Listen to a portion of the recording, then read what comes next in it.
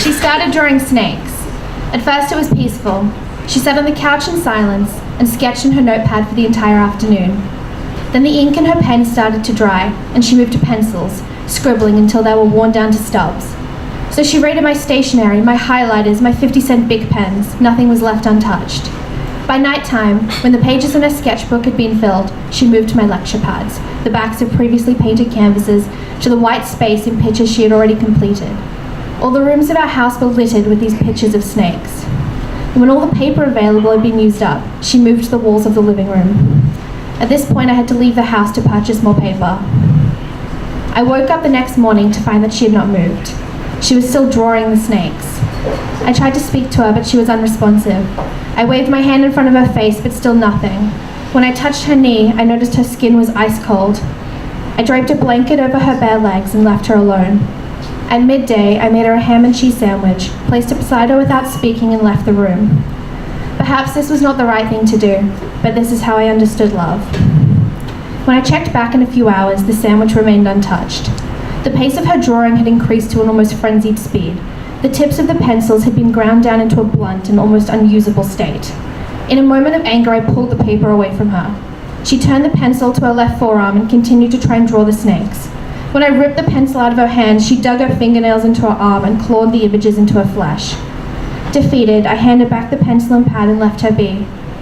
That night I avoided her and put myself to bed early. Unable to watch her in that state, I cried into my pillow for hours before finally falling asleep. The next morning I realized she had not had water for days. The glass I placed beside her with her untouched sandwich had also been ignored.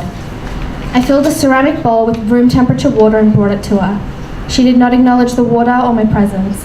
I brought my hand to her mouth and slipped my index finger between her dry lips to part them. Her teeth were clamped shut, so I applied more pressure to force them apart. She played dead. Her body went limp and her head lolled back. I seized this moment and brought the bowl to her mouth. In that second, she snapped back to life and pushed me off. The bowl slipped out of my hand and shattered onto the ground. The water soaked into the carpet.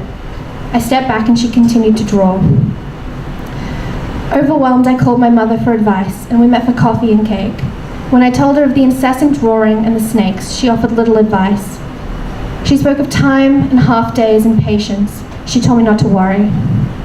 After minutes had passed, I told her that I thought love was being kind to someone when you didn't want to be. She told me I was wrong. My mother said that love was loyalty. We drank the rest of the coffee in silence. When I arrived back home, I counted to 10 in my head before approaching her. Her skin was covered in blue ink as she had chosen to forgo the paper in favor of her body as the canvas. I tried to be gentle. I touched her arm lightly and told her I was worried. But there was no response. I tried twice again and was twice ignored.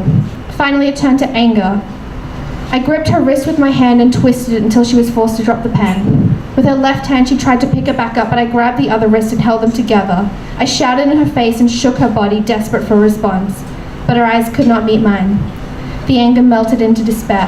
I held both of her wrists against my chest and wept as I begged for her to listen to me. Finally, her eyes began to focus, and she looked at me for the first time in days. Her chapped lips parted, and her jaw opened wide. From the back of her throat, out through her mouth slid a python, his diamond eyes locked in with mine. Stunned, I was unable to let go of her wrists as the creature made its way closer to me. Out past her lips, the snake brushed its head against my cheek before it moved to my shoulder. As it wrapped itself around my neck, I could feel the heat radiating from its body. The heat it had stolen from her body burned against my throat as I choked for air.